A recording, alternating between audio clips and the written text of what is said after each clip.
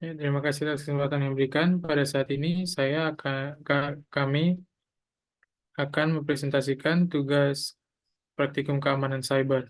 Tapi sebelum itu kami akan memperkenalkan anggota kelompok kami. Yang pertama, saya Mbak Mewengkang dengan NIM 210211060134.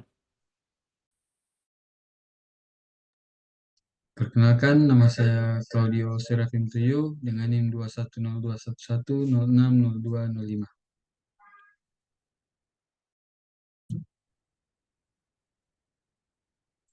Jadi di sini kita akan masuk pada tugas pertama di part 1. Kita akan mendownload VirtualBox melalui link ini. Namun saya sudah mendownloadnya terlebih dahulu. VirtualBox. Dan setelah itu, pada step yang kedua kita akan mendownload Virtual Machine image file di link ini.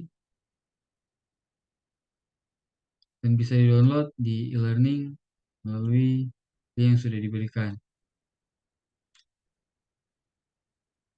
Setelah itu, kita akan masuk pada part 2.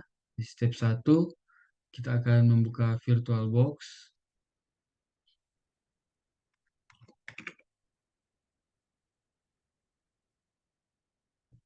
Itu kita akan klik file dan import. Kita akan mengimport yang sudah kita download tadi, yaitu Virtual Machine.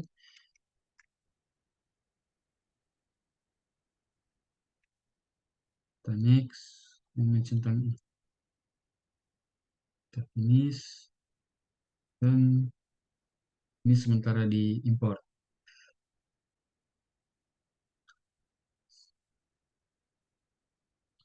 Setelah berhasil di import, kita masuk pada step yang kedua. Di sini kita akan start.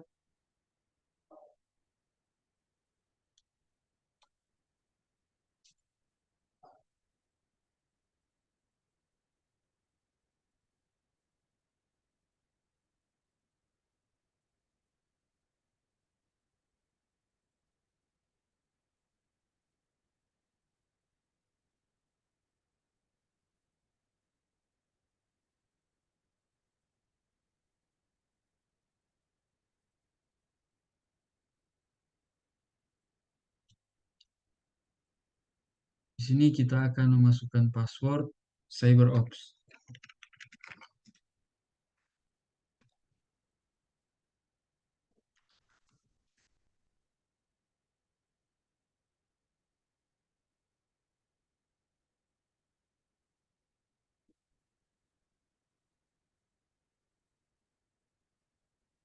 Dan akan muncul tampilan seperti ini.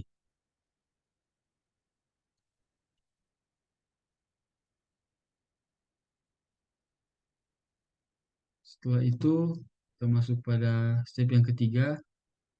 Sini di bagian A, kita akan melihat menu yang ada di CyberOps. Ke application, sini ada CyberOps. Pertama di sini ada IDLE, CTE, dan Wireshark.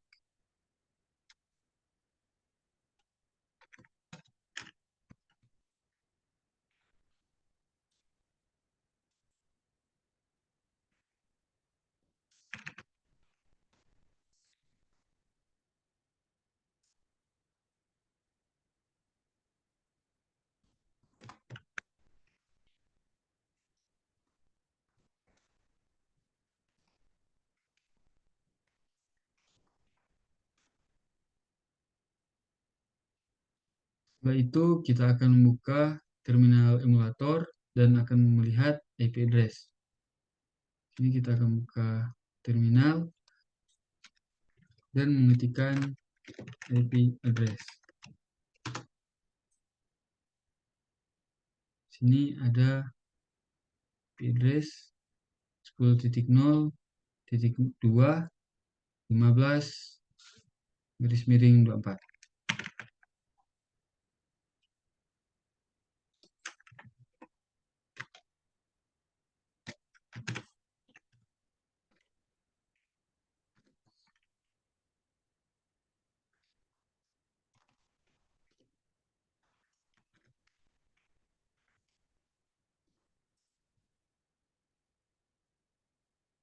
Setelah itu pada bagian C kita akan membuka web browser.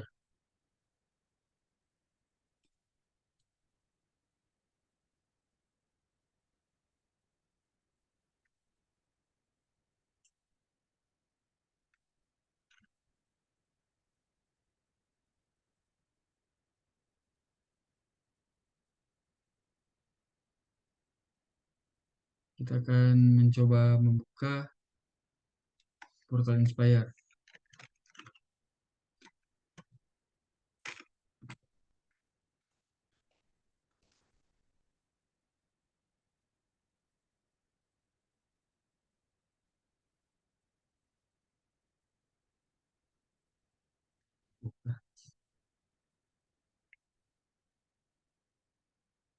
Di sini portal Inspire berhasil terbuka.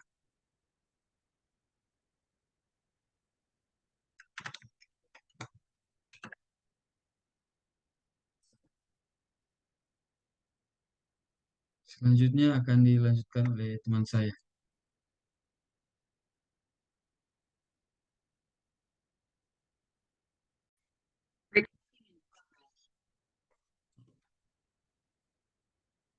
Ya, jadi pada saat ini kita akan masuk ke step keempat, yaitu shutdown the VMS atau virtual machine.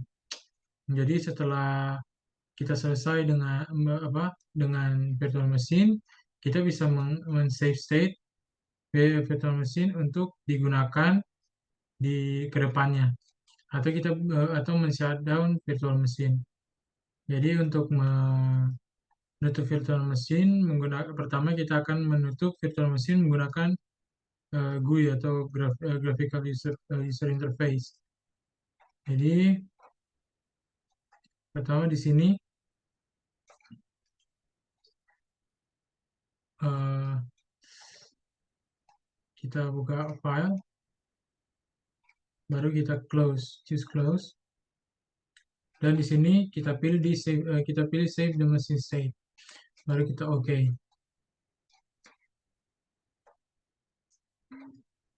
Nah, setelah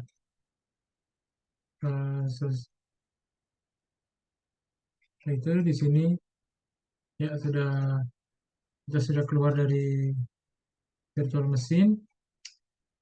Sekarang buka virtual machine-nya, baru di sini kita akan mencoba untuk menutup virtual machine menggunakan command line atau terminal. Jadi untuk itu kita akan men-start dulu, kita akan masuk, kita mulai kembali.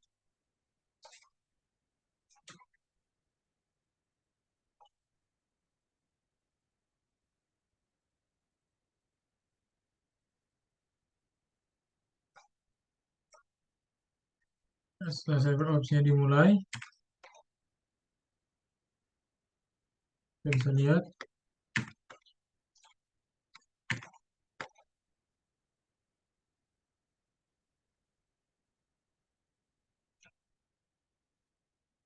sini. Ya. Jadi untuk menggunakan command line, untuk menutup virtual machine menggunakan command line, kita bisa pergi ke application, baru terminal emulator.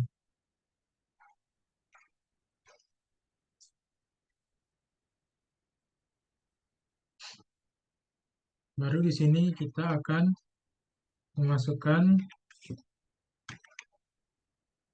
sintaks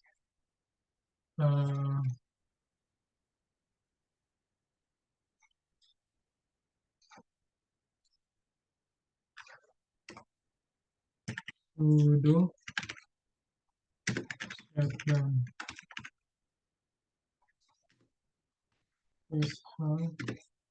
now. Nah, di sini kita akan diminta untuk masukkan password, dan passwordnya adalah cyber ops.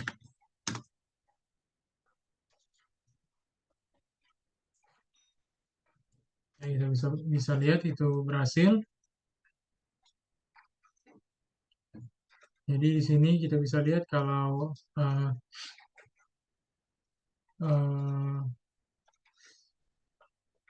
kita berhasil keluar dari CyberOps.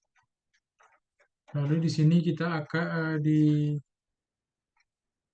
tugas selanjutnya kita disuruh untuk melakukan rebooting virtual machine. Jadi sekali lagi kita mulai, kita start.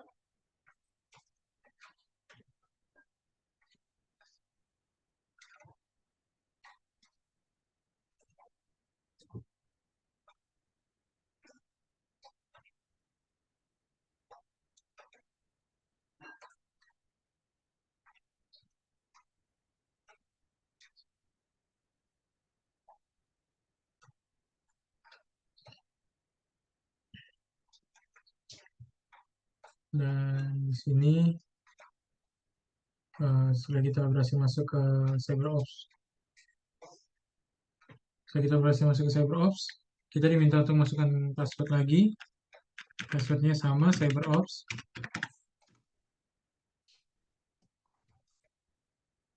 Nah, ketika kita berhasil masuk, di sini bisa dilihat kita masuk lagi ke CyberOps-nya. Dan pada tahap ini kita diminta untuk rebooting. Yaitu saja kita akan rebooting virtual machine. Jadi kita masuk ke command line lagi, terminal. Lalu kita masukkan sintaks sudo reboot. Sudo reboot. Dan kita diminta untuk masukkan password. Sekali lagi kita masukkan password.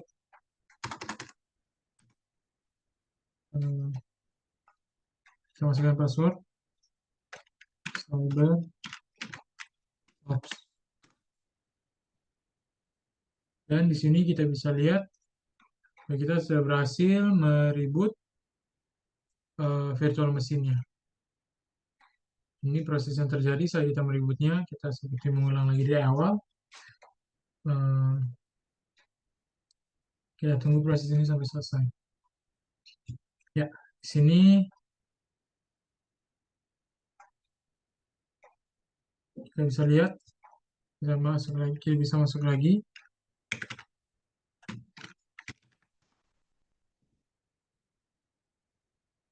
Dengan masukkan password CyberOps dan kita berhasil masuk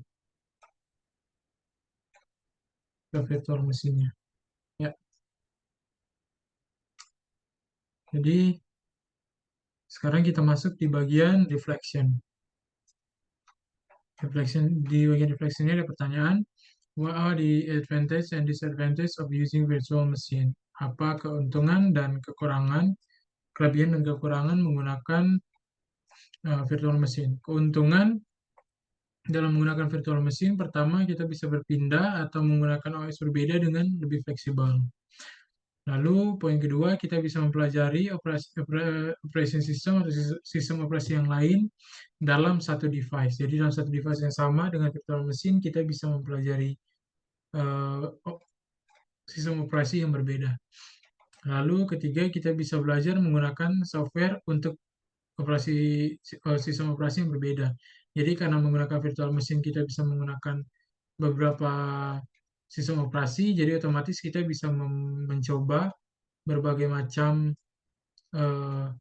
software yang mungkin hanya bisa berjalan di satu sistem operasi, tapi tidak bisa di sistem operasi yang lainnya. Dan dengan virtual machine, kita bisa mencoba itu, menguji dan mengetes itu hanya dengan menggunakan satu device. Lalu kita masuk ke kekurangan. Kekurangan virtual machine. Pertama, membutuhkan permission dari device. Jadi, kita membutuhkan izin dari device untuk menggunakan OS yang berbeda-beda. Dan yang kedua, mesin virtual berketergantungan pada host. Jika terjadi masalah pada host, semua mesin virtual akan terpengaruh. Jadi, itu kekurangan yang kedua, eh, mesin virtualnya tergantung pada host. Lalu di poin kekurangan yang ketiga, mesin virtual membutuhkan jaringan internet yang stabil dan kuat. Nah, ya seperti uh, yang sudah kami coba, di mana uh, untuk menggunakan mesin virtual, apalagi saat kita menggunakan sistem operasi yang berbeda-beda, kita membutuhkan jaringan internet yang stabil dan kuat. Karena jika internet tidak stabil dan kuat, maka kinerja dari mesin virtual untuk mengerjakan atau memproses beberapa sistem operasi yang berbeda dalam satu device menggunakan mesin virtual akan terhambat atau kinerjanya akan lambat. Jadi sekian di bagian sekian dari saya dan akan dilanjutkan oleh teman saya. Jadi di sini kita masuk pada lab cyber security case studies. Di sini objektifnya kita disuruh untuk melakukan research dan analisis cyber security incident. Di sini pada task 2, conduct search of high profile cyber attack. Dan di sini di step 1 kita akan menggunakan eh, keempat studi memilih dari memilih satu dari keempat studi kasus ini. Dan masuk pada task yang ketiga, kita disuruh untuk menganalisis serangan cyber. Dan di sini pada bagian A, who were the victim of the attacks? Korban dari serangan ini adalah pelanggan Home Depot yang informasi kartu kreditnya dicuri selama pelanggaran pada sistem pembayaran Home Depot. Di sini kami menggunakan studi kasus yang pertama yaitu Home Depot Security Breach. Kita masuk pada bagian B, what technology and tools were used in the attack? Teknologi atau alat yang digunakan adalah malware, yaitu malware khusus untuk pengambilan memori yang dimana sistem point of sale yang digunakan oleh Home Depot yang menjadi target. Para penyerang juga memanfaatkan celah atau kerentanan dari Zero Day di Windows untuk mendapatkan akses IT Home Depot. Pada bagian C, when did attack happen within network? Serangan ini terjadi antara April 2014 dan September 2014, seperti yang telah dikonfirmasi oleh Home Depot. Pada bagian D, what system were targeted? Sistem yang menjadi target adalah sistem POS atau Point of Sale dari Home Depot yang digunakan dalam proses transaksi kartu kredit. Pada bagian E, what was the motivation of the attackers in this case? What did they hope to achieve? Yang menjadi motivasi dari para penyerang diperkirakan adalah untuk keuntungan finansial. Dengan mencuri informasi kartu kredit, para penyerang ingin mendapat keuntungan dari penjualan data dengan menjual data yang dicuri di perdagangan gelap dan menggunakannya untuk keuntungan pribadi. Dan pada bagian terakhir, pada bagian F, what was the outcome of the attack?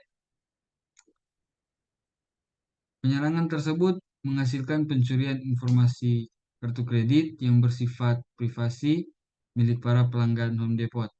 Pencurian itu menyebabkan kerugian finansial pada pelanggan yang terkena dampak dan lembaga keuangan. Kejadian itu merusak reputasi dari Home Depot dan juga mengeluarkan biaya yang sangat besar, termasuk penyelesaian sebesar 27,25 juta dolar dengan lembaga keuangan yang terdampak. Selain itu, pelanggan yang data pribadi kartu kreditnya yang telah dicuri mungkin mengalami transaksi penipuan atau pencurian dari data yang dicuri.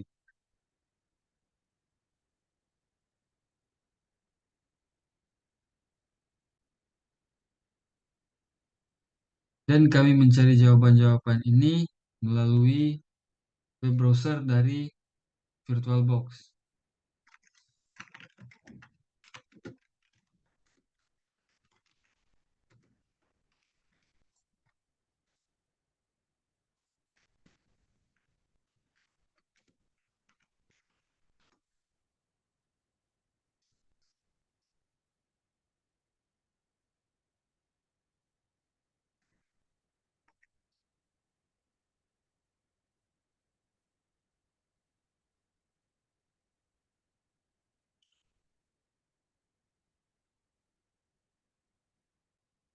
Jadi,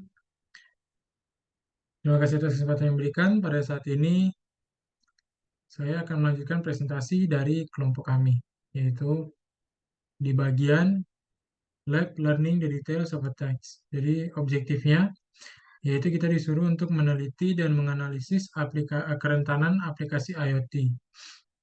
Nah, di sini kita disuruh untuk mencari menggunakan search engine favorit kita tentang contoh dari kerentanan aplikasi IoT yang sudah dibagi, yang sudah ditentukan bidang-bidangnya, yaitu bidang industri, energi sistem, kesehatan, dan juga pemerintahan.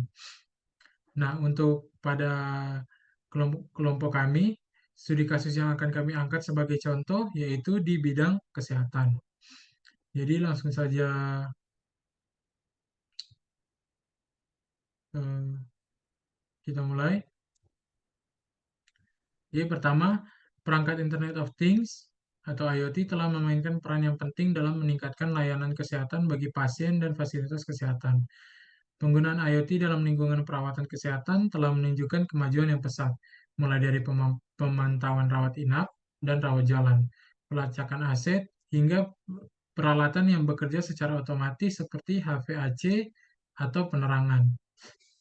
Namun seiring dengan berkembangnya teknologi di bidang kesehatan yang pesat, muncul juga tantangan baru terkait keamanan cyber. Meskipun kemajuan teknologi sangat membantu, itu juga membuka celah yang lebih besar bagi pelaku kejahatan cyber. Ya, jadi kita masuk ke step pertama atau tahap pertama. What is the vulnerability atau apa kerentanannya dari studi kasus yang kami angkat.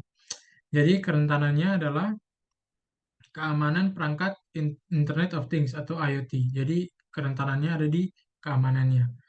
Nah, jadi keamanan perangkat IoT rentan karena IoT dalam sistem kesehatan meningkat sangat pesat, namun fokus utamanya pada fungsionalitas dan efisiensi, bukan keamanan. Ada banyak perangkat IoT yang digunakan, seperti sensor medis, monitor pasien, dan perangkat pelacak aset. Semua perangkat itu mengumpulkan dan mengantar data sensitif secara nirkabel melalui jaringan. Hal ini berpotensi kerentanan pada keamanan, yaitu celah dalam enkripsi data, kerentanan software, dan kerentanan perlindungan dari akses tidak sah. Selain itu, dalam sektor kesehatan, banyak perangkat IoT dirancang untuk bekerja secara otomatis, seperti sistem HVAC atau pencahayaan. Konfigurasi yang buruk dapat menyebabkan kerentanan dan dapat dieksploitasi oleh penyerang untuk mengganggu operasi bahkan meretas jaringan. Nah, jadi sekarang step keduanya, who might exploit it? Explain. Jadi siapa yang mungkin akan mengeksploitasi itu dan jelaskan. Jadi yang mungkin mengeksploitasi kerentanan ini adalah penjahat cyber yang ingin mengganggu operasi rumah sakit atau oknum-oknum yang bisa mendapat keuntungan dari data sensitif pasien. Dengan memanfaatkan kerentanan perangkat IoT dan mengakses data sensitif pasien, para penjahat cyber tersebut bisa mengambil banyak keuntungan. Step ketiga, why does the vulnerability exist? Jadi kenapa kerentanan ini ada? Jadi kerentanan dalam perangkat IoT di bidang kesehatan ini terjadi karena pertumbuhan teknologi IoT yang sangat pesat, namun belum diimbangi dengan meningkatkan keamanan perangkat tersebut. Banyak perangkat IoT yang ditingkatkan fungsionalitasnya tanpa memperhatikan keamanan yang memadai, sehingga meningkatkan risiko eksploitasi dan serangan cyber. Lalu step keempat, what could be done to limit vulnerability? Jadi apa yang bisa kita lakukan untuk membatasi kerentanan tersebut? Dalam peningkatan perangkat IoT di sektor kesehatan, bukan hanya fungsionalitas dan efisiensi dari perangkat, namun juga keamanan perangkat. Jadi di sini kita masuk pada lab visualizing the black hats. Dan di sini pada task keempat kita mengambil studi kasus Stuxnet virus di Iran. Kami mencari studi kasus tersebut melalui web browser dari VirtualBox.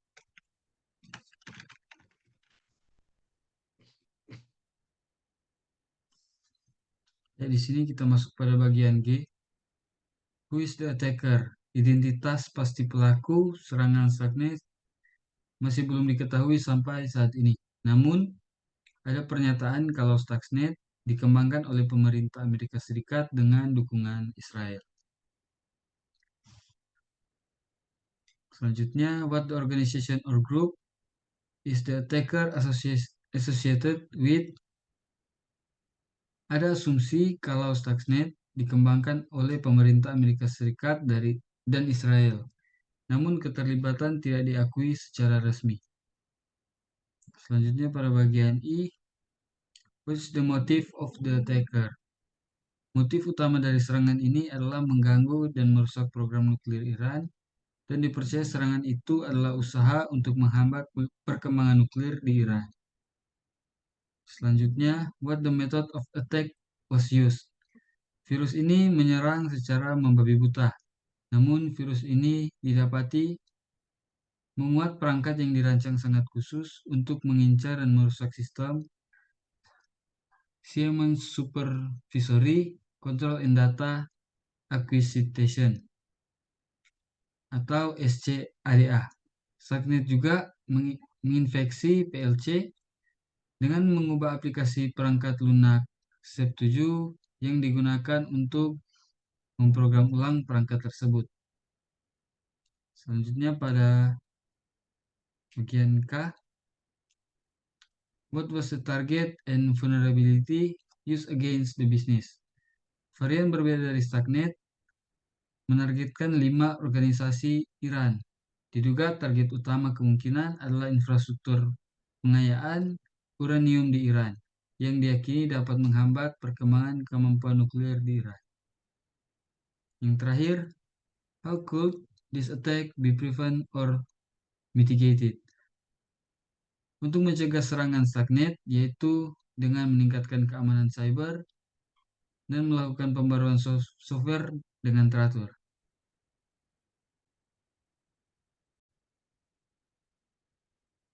Ya, sekarang kita lanjut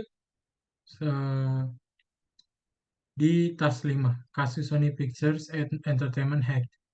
Jadi pertanyaan pertama, who is the attacker atau siapa penyerang?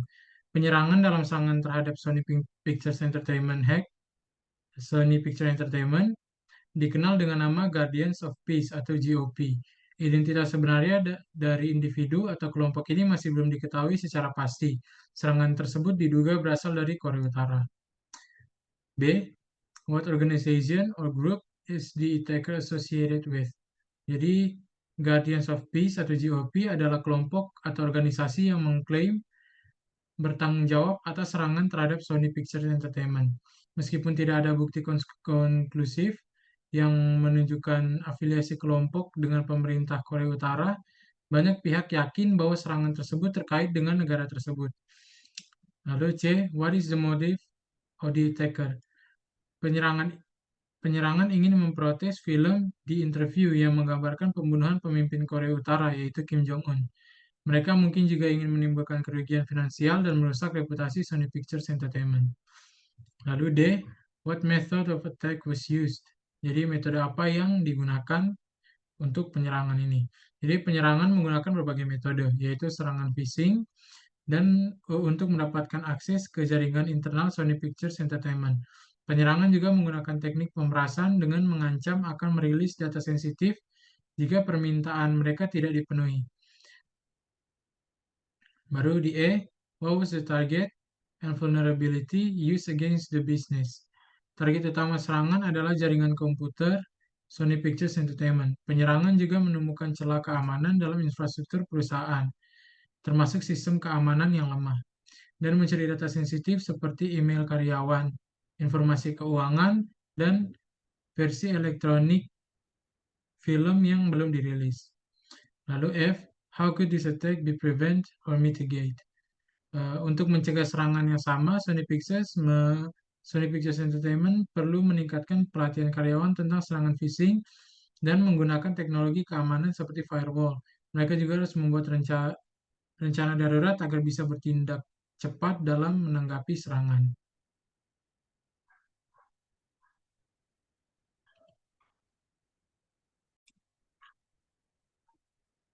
Ya, jadi dari studi kasus yang kami angkat, yaitu kasus Sony Pictures Entertainment Hack, kami mencarinya di mendapatkannya di menggunakan search engine Google di dalam VirtualBox, yaitu di kasus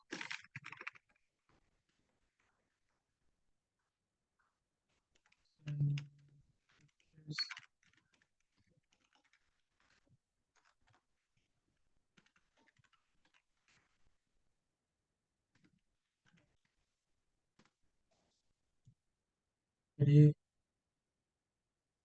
ya, di sini kami mendapatkan data atau informasi dari Wikipedia.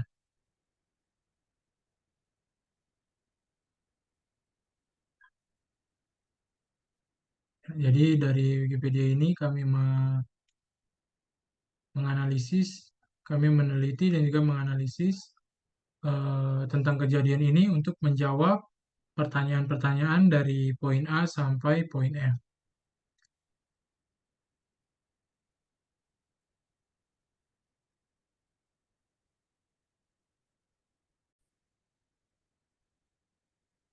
Ini kita masuk pada atas yang keenam, yaitu kasus target credit card breach. Kita masuk pada yang pertama, bagian A, who is the attacker, atau siapa penyerang. Pelaku di balik serangan ini adalah sekelompok peretas yang belum diketahui secara pasti. Mereka bisa saja merupakan perorangan atau kelompok kriminal yang memiliki keahlian dalam meretas sistem komputer. What the organization or group is the attacker associated with? Tidak ada nama resmi kelompok di balik serangan ini, namun serangan semacam itu biasanya dilakukan oleh kelompok peretas yang bekerja secara diam-diam. Selanjutnya, what is the motive of the attacker? Motif utama penyerang dalam kasus ini adalah mendapatkan keuntungan finansial. Dengan mencuri informasi kartu kredit dan debit, mereka dapat menjualnya secara ilegal atau menggunakan informasi tersebut untuk melakukan penipuan secara daring. Selanjutnya, what method of attack was used? Serangan ini menggunakan malware yang disisipkan ke dalam sistem pembayaran retail target. Malware tersebut dirancang untuk mencuri informasi kartu kredit dan debit yang sedang diproses ketika saat melakukan pembayaran. Selanjutnya, what was the target and vulnerability used against the business? Penyerang menyasar sebagai sistem pembayaran. Mereka memanfaatkan keamanan dalam sistem tersebut yang memungkinkan mereka untuk menyisipkan malware. Dan yang terakhir, how could this attack be prevented or mitigated?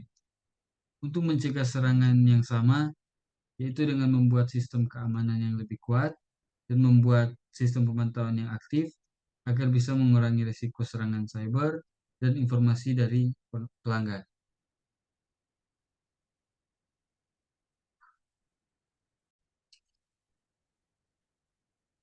Ya, pada saat ini saya akan melanjutkan presentasi dari kelompok kami.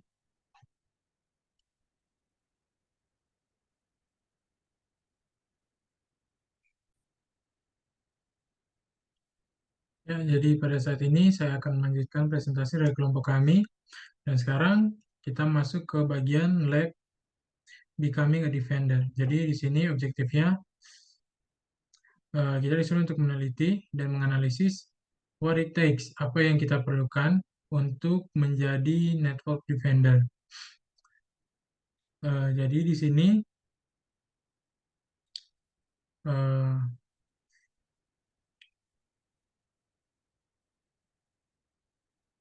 kita masuk di step 7 ini.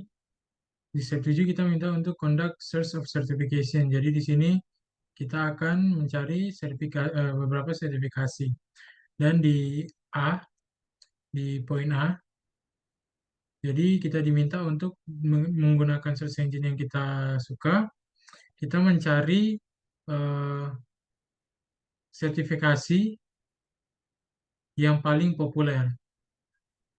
Jadi di sini kita diminta untuk mencari sertifikasi yang paling populer in terms of what people hold, not necessarily what employers demand. Jadi di sini yang eh, orang atau orang-orang pada umumnya miliki atau yang orang-orang pada umumnya ingin miliki, bukan yang eh, disuruh atau yang ditentukan oleh pekerja gitu. Nah, jadi di sini saya sudah memilih beberapa sertifikat. Yang pertama, CISA atau Certified Information System Auditor.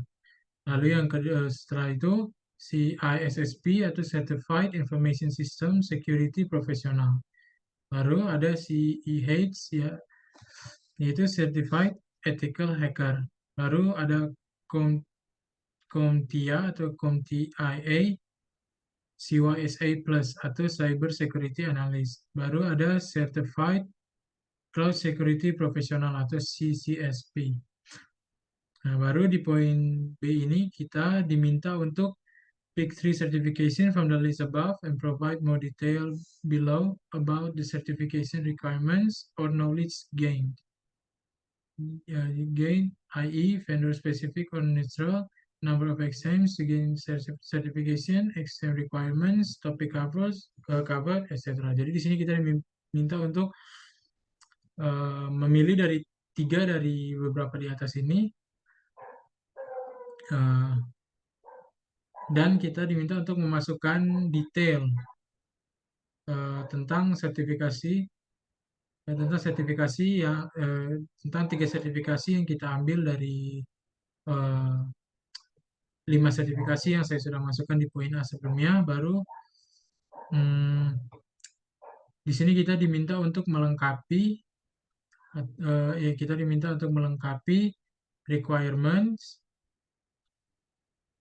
requirements dari cara mendapatkan sertifikat tersebut, seperti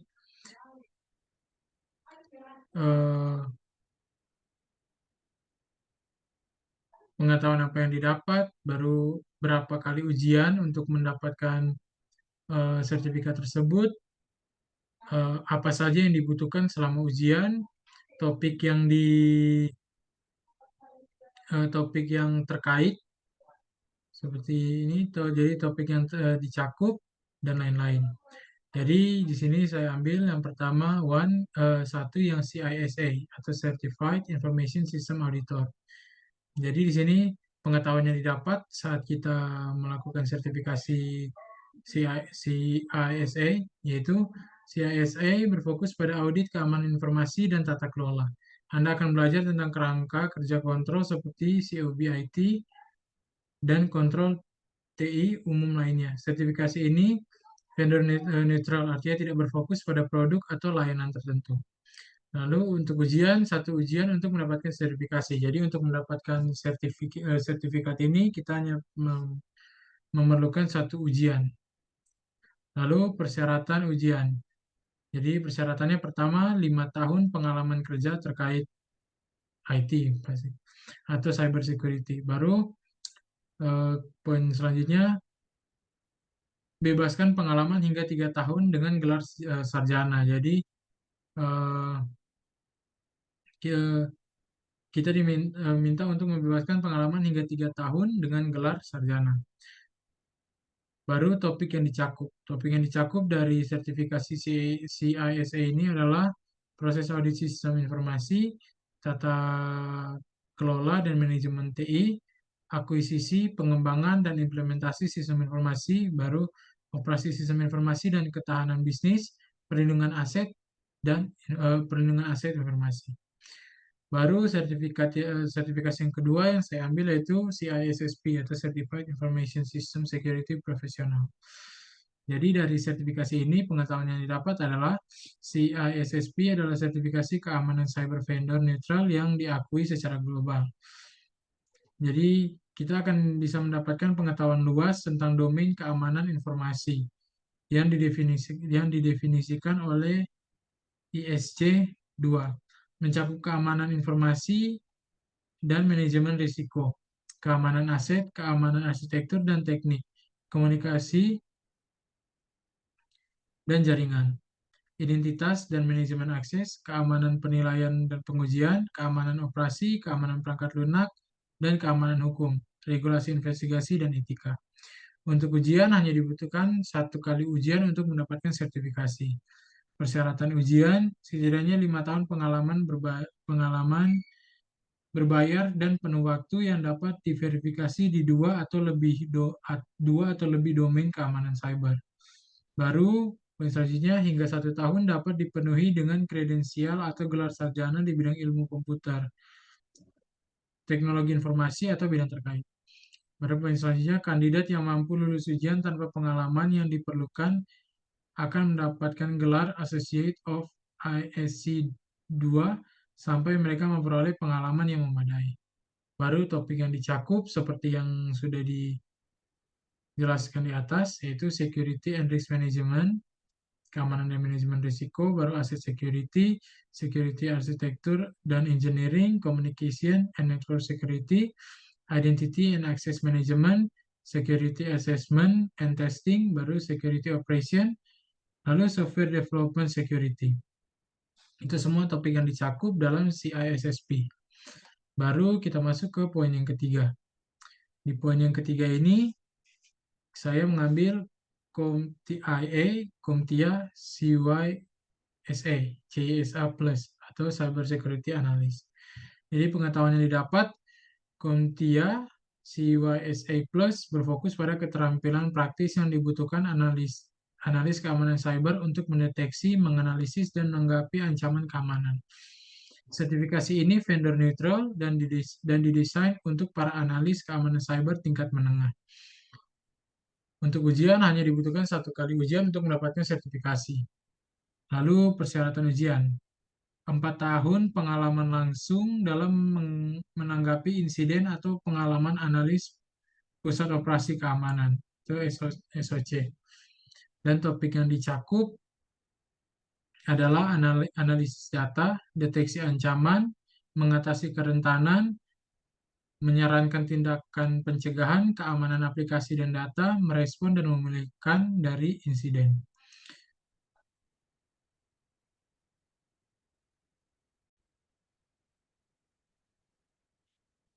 Ya, dan untuk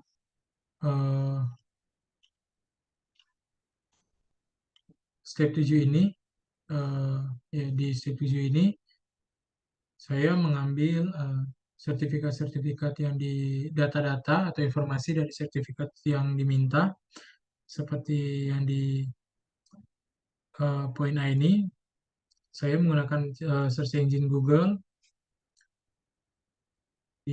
yang saya buka dari VirtualBox, dan saya mencari sertifikat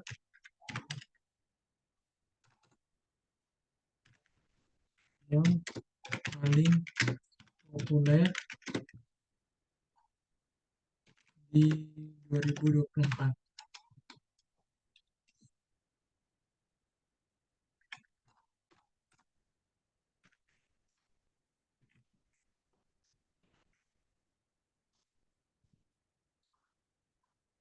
Dan saya mengambilnya dari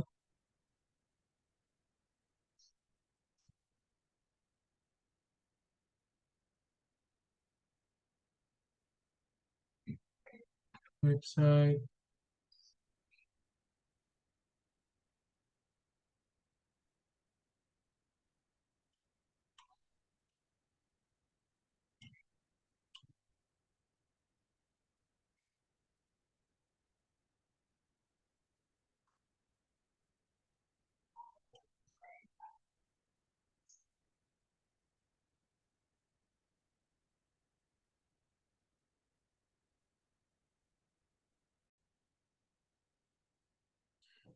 ya. Jadi di step 7 ini,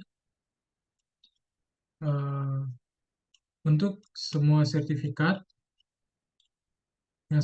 untuk semua sertifikat yang diminta di step 7 ini, mulai dari poin A sampai dengan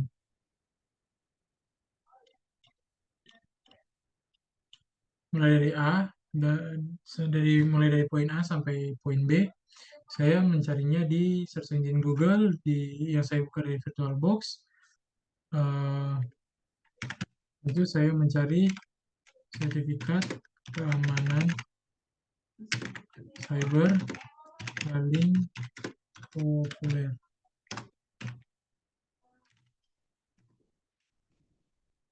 2024. Dan saya mengambilnya dari website ini di Security Planet.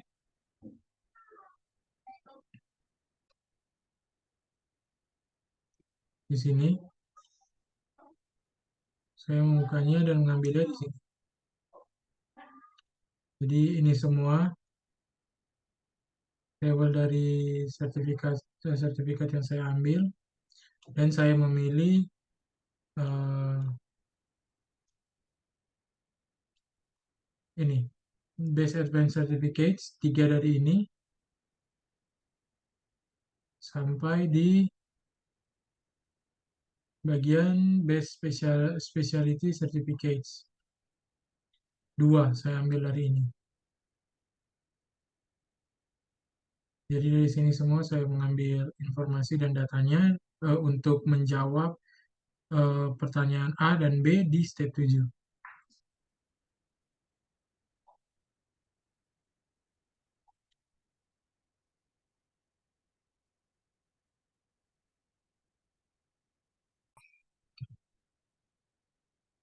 Selanjutnya kita masuk pada step 8, yaitu investigate position available within cybersecurity. Di sini kita disuruh untuk mencari di init.com. Di sini kami sudah mencari di website init.com, cari keamanan cyber. Bagian A, how many new job listing were post within the last 2 weeks atau 2 minggu.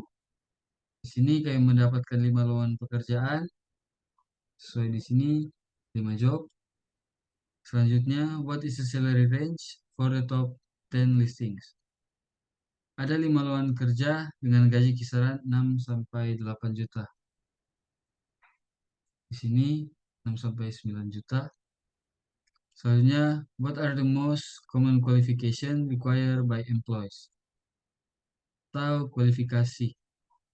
Di sini pendidikan minimal S1 atau setara atau memiliki sertifikasi terkait seperti CISSP, CISM, CAH, CIHE, ECIH, dan CSFI. Pendidikan minimal D3 atau setara juga diperlukan untuk beberapa posisi. Pengalaman kerja minimal 1-4 tahun, tergantung pada posisi yang diinginkan. Keterampilan teknis, penguasaan dalam arsitektur sistem, baik networking, security, dan OS. Pengalaman dalam mengelola dan menggunakan berbagai bahasa pemrograman dan teknologi, HTML, CSS, JavaScript, PHP, MySQL, SQL Server, Apache,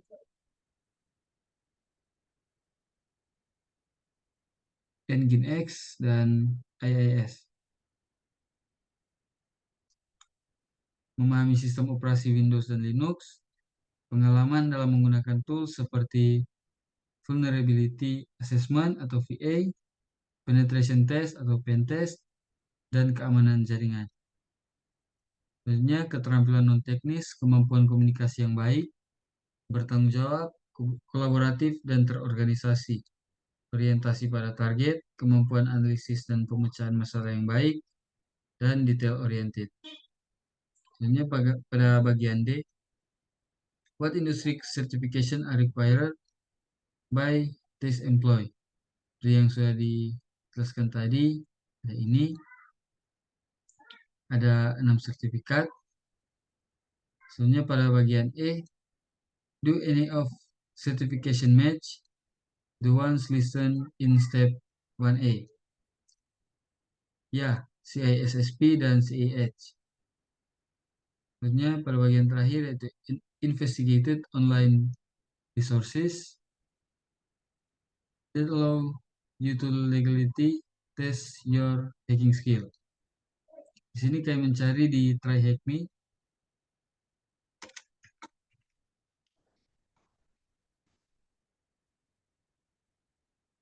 Mencarinya di search engine, web browser dari VirtualBox, ini dari TryHackMe. Berikut adalah beberapa fitur utama dari TryHackMe. Yang pertama adalah ruangan atau rooms. TryHackMe menyediakan ruangan yang berisi serangkaian tantangan dan latihan terstruktur dalam topik-topik seperti keamanan jaringan, pemrograman, kriptografi, dan banyak lagi. Setiap ruangan menawarkan pendekatan yang berbeda untuk mempelajari suatu topik, dan pengguna dapat memilih untuk mengikuti ruangan sesuai minat dan tingkat keterampilan mereka. Selanjutnya ada kursus. Selain ruangan, TryHackMe juga menawarkan kursus yang lebih terstruktur dalam topik-topik seperti pemrograman Python untuk keamanan cyber, pemindaian dan pemetaan jaringan, pengujian penetrasi, dan lain-lain. Kursus ini dirancang untuk memberikan pemahaman yang mendalam tentang topik tertentu. Selanjutnya ada Mesign. TryHackMe menyediakan mesin-mesin virtual yang rentan yang dapat digunakan untuk pelatihan pengujian penetrasi. Pengguna dapat mengakses mesin-mesin ini untuk mencoba teknik-teknik hacking dalam lingkungan yang aman dan terkendali. Selanjutnya ada TryHackMe Labs. Labs adalah ruang uji coba yang memungkinkan pengguna untuk menjalankan tantangan dan latihan langsung dari peramban web mereka. Pengguna dapat berinteraksi dengan sistem yang disediakan oleh TryHackMe untuk memecahkan masalah dan memperoleh keterampilan baru. Selanjutnya ada komunitas. TryHackMe memiliki komunitas yang aktif di mana pengguna dapat berbagi pengetahuan, berdiskusi tentang tantangan, dan saling membantu dalam memecahkan masalah. Ini menciptakan lingkungan yang kolaboratif dan mendukung bagi para pembelajar. Dan yang terakhir ada pengukuran kinerja atau performance tracking. TryHackMe menyediakan alat untuk melacak kemajuan pengguna dalam memecahkan tantangan dan menyelesaikan ruangan. Ini membantu pengguna untuk mengidentifikasi area-area di mana mereka perlu meningkatkan keterampilan. Sekian presentasi dari kelompok kami. Terima kasih.